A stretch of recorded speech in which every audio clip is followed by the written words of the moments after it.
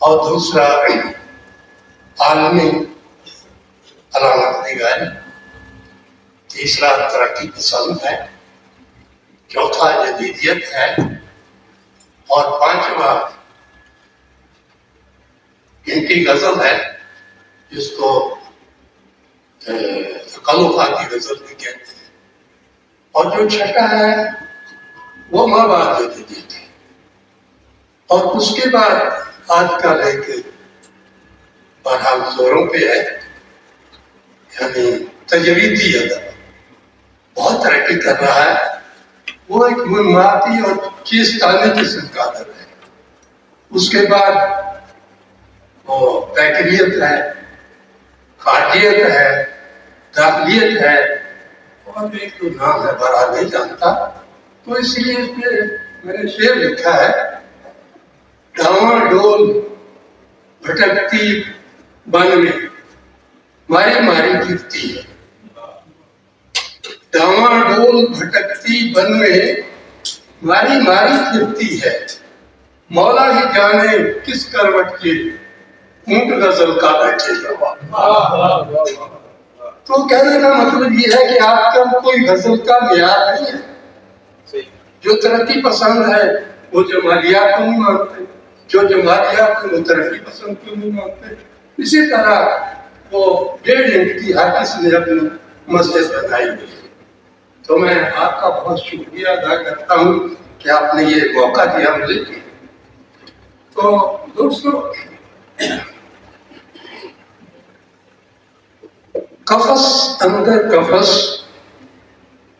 خاکسار صاحب کتاب کے علم مراتب اور عمرانی اعمال سے قطعی لا علم ہے۔ 3 دن پہلے جناب پروفیسر صدف چنگیزی صاحب نے تبصرے کے لیے کتاب بھیجی، ان کے حکم کی تعمیل کرتے ہوئے تخلیقی مندرجات کو سامنے رکھ کر مفت سے گفتگو کی جسارت کر رہا ہوں۔ واضح رہے، خاکسار شاعر کم ہے اور نقال زیادہ ہے، بیجا خوشامد کرتا ہے اور نہ تنقیص۔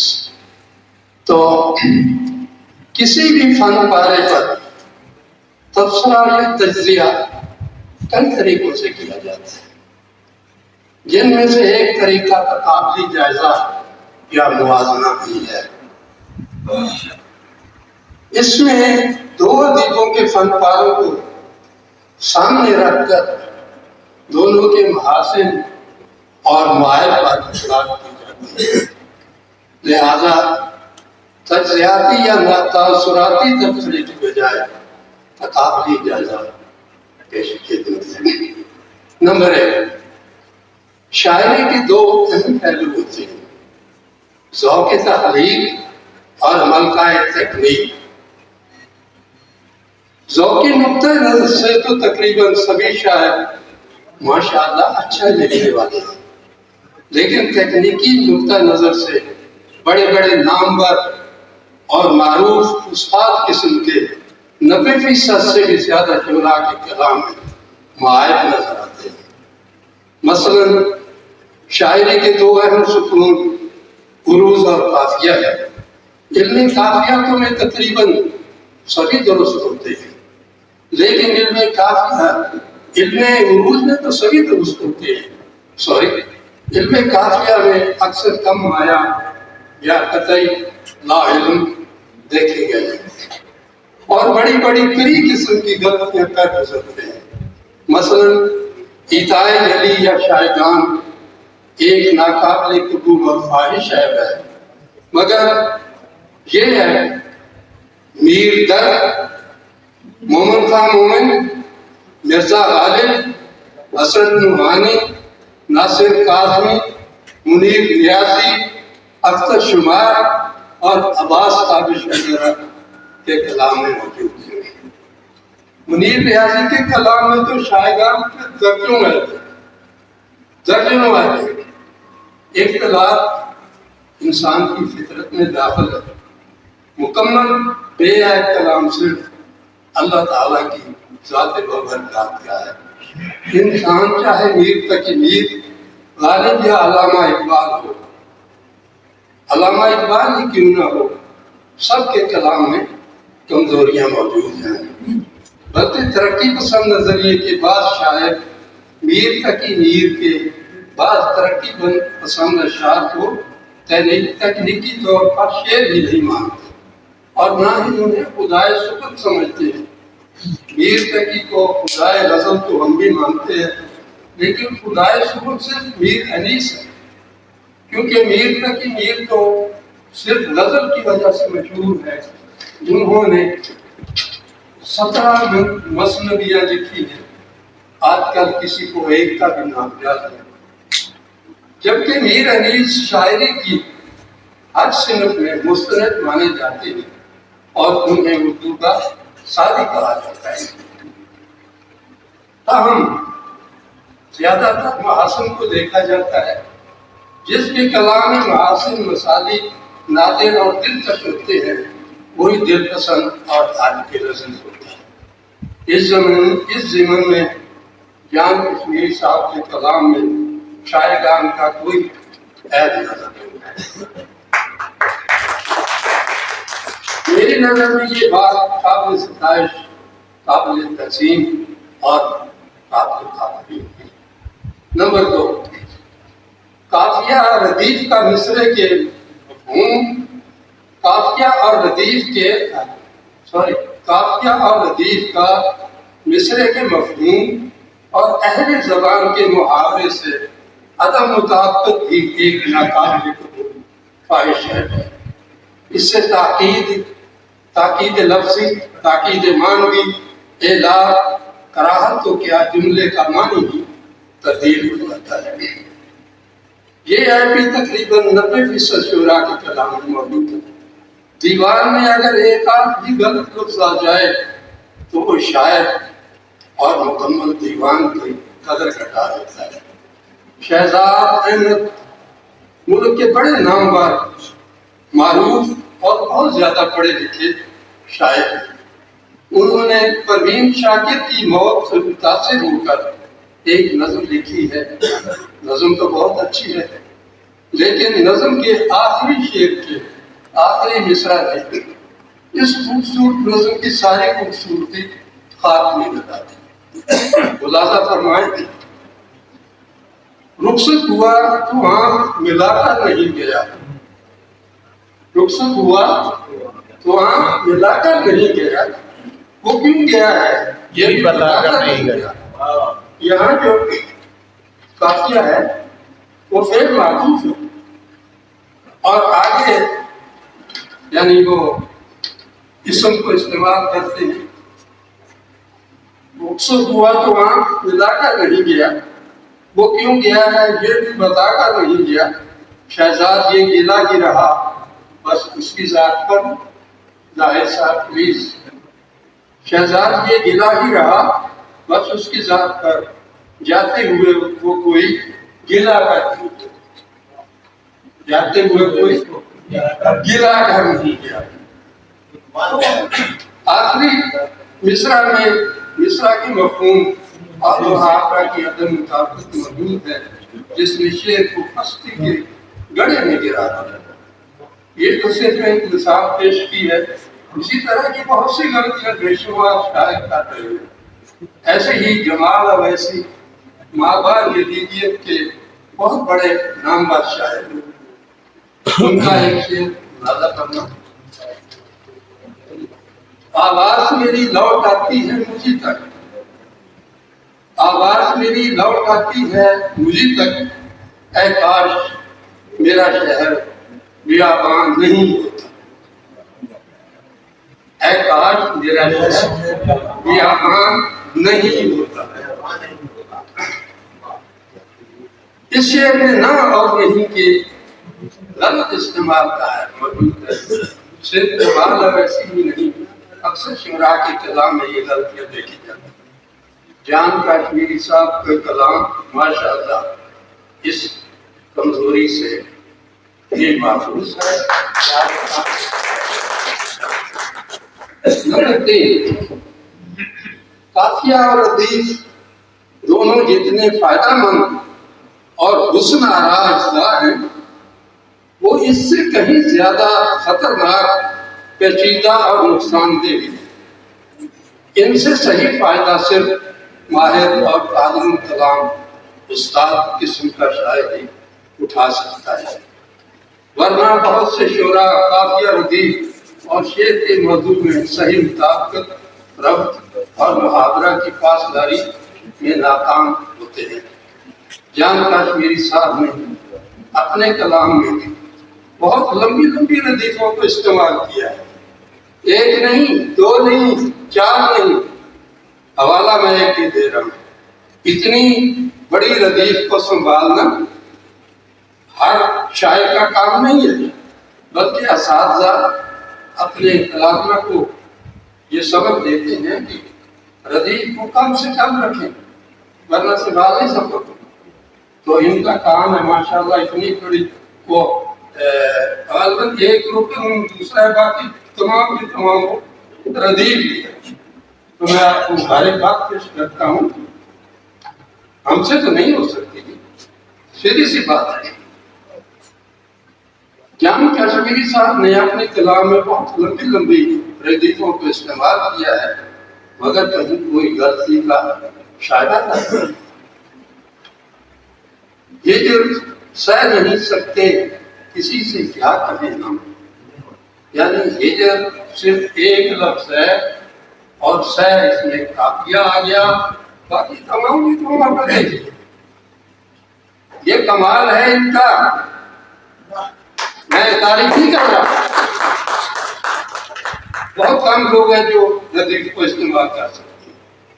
یہ جب سہ نہیں سکتے کسی سے کیا کہیں ہم، خود سے کہہ نہیں سکتے کسی سے کیا کہیں۔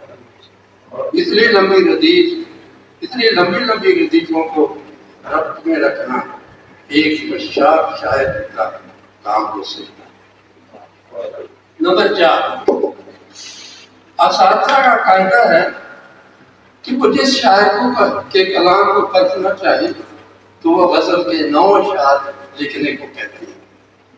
ان 9 اشعار میں سے اگر وہ شاعر کم از کم 5 صحیح نبھا جاتا ہے تو اس کو کامیاب قرار دیا جاتا ہے۔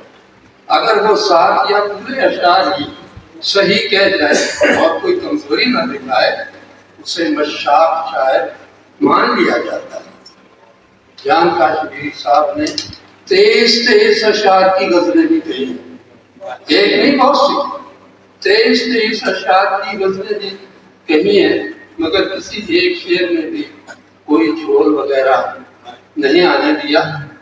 بڑا یا چھوٹا شاعر ہونے کا فیصلہ وقت یا قاری ہی کرے گا، بڑا یا چھوٹا شاعر ہونے کا فیصلہ وقت یا قاری ہی کرے گا، لیکن موصوف کے مشاق شاعر ہونے میں کوئی کمی باقی نہیں۔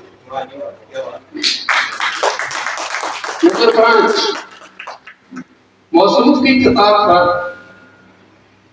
کوئی تقریر، تبصرہ یا رائے درج نہیں، جس سے ظاہر ہوتا ہے کہ موصوف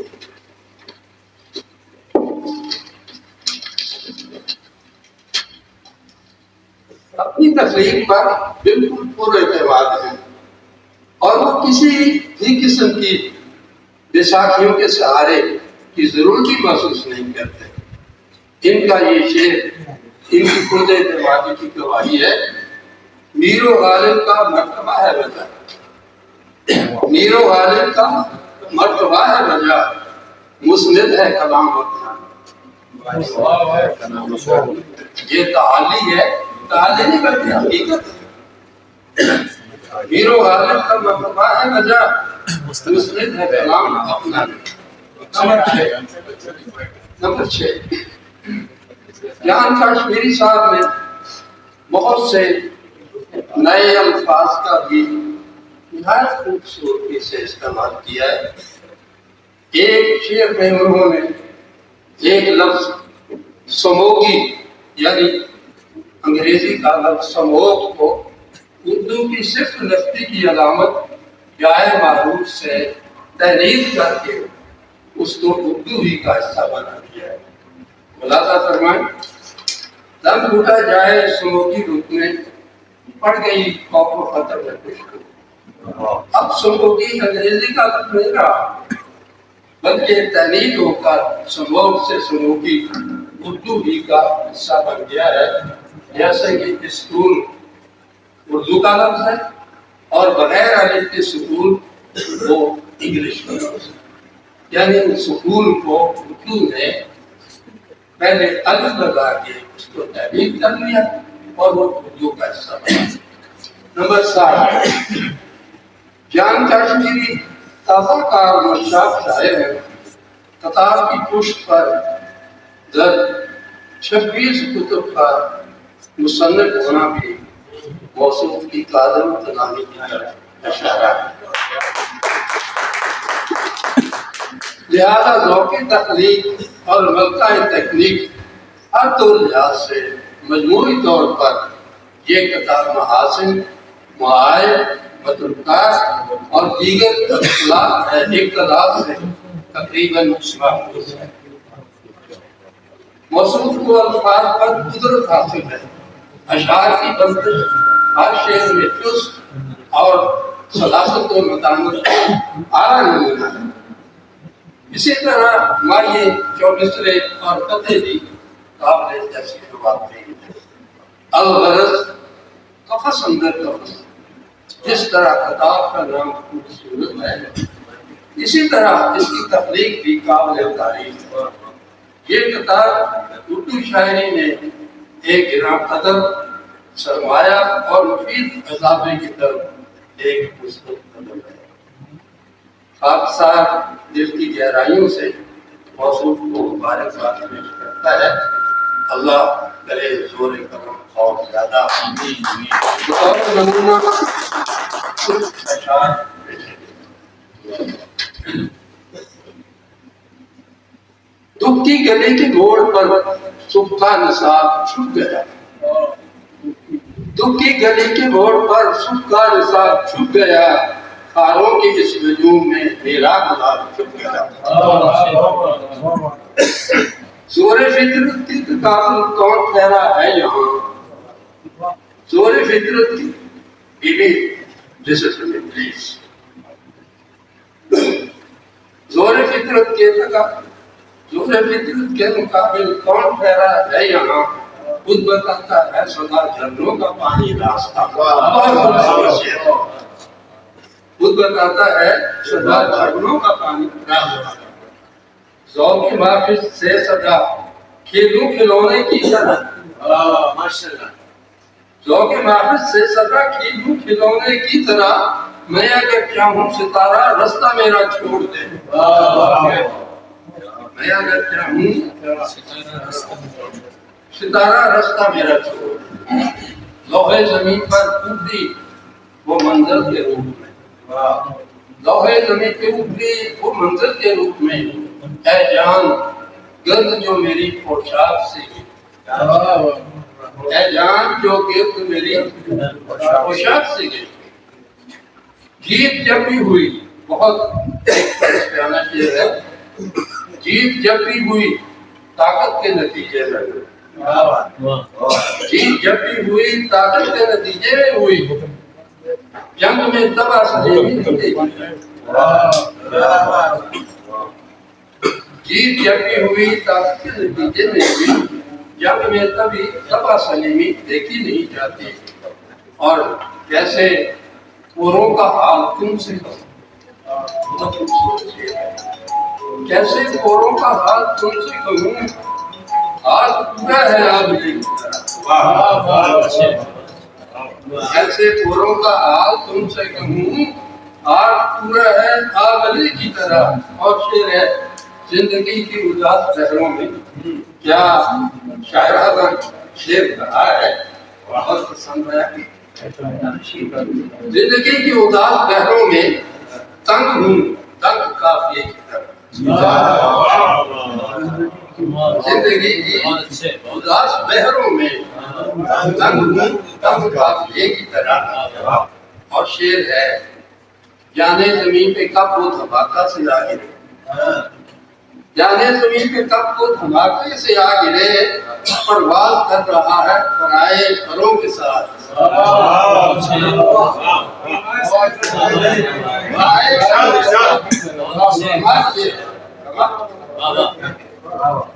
جانے زمین پہ کب وہ دھماکے سے آ گرے، پرواز کر رہا ہے پرائے پروں کے ساتھ۔ اور آخری شعر ہے، مثال ماہی بے آب مضطرب ناؤ تھی، مثال ماہی بے آب مضطرب ناؤ تھی، تڑپ تڑپ کے مچلتا ہوا جناب۔ پھر آپ کی مبارکباد اور خاص کر کے پروفیسر صدر چنگیزی صاحب کو پھر مبارکباد پیش کرتا ہوں کہ اتنا اچھا جو پروگرام آج پاکستان کروایا۔ اچھا شکریہ۔